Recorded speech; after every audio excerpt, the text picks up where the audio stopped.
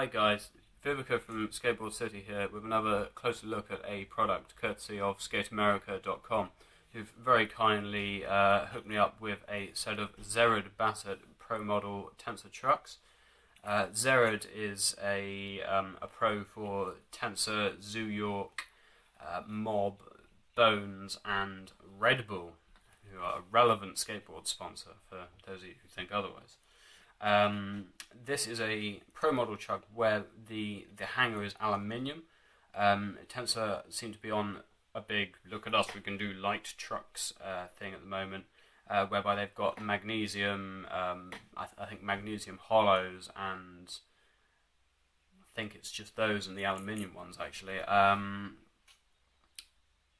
These aren't light trucks, don't be fooled.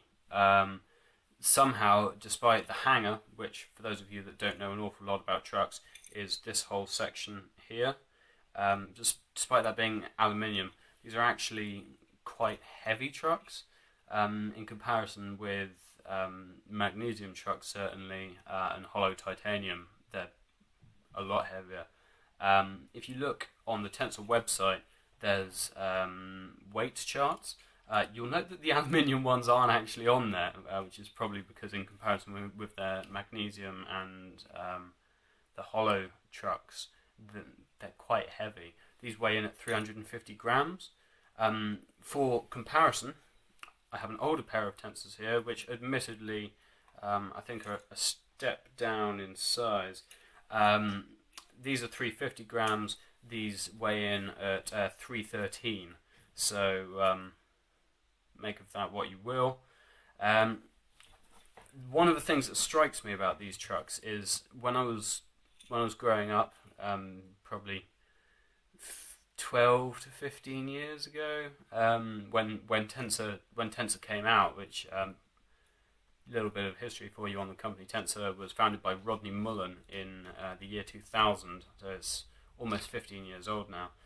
Two of the main innovations that came out of Tensor where they had nipples on the bottom of the base plate, nipples, which you can see here, you may be able to see there.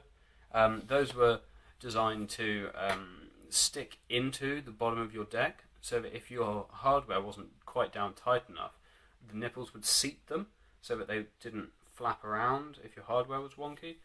Personally, I don't see the point in that, because if your hardware is not down properly, you're probably an idiot. The other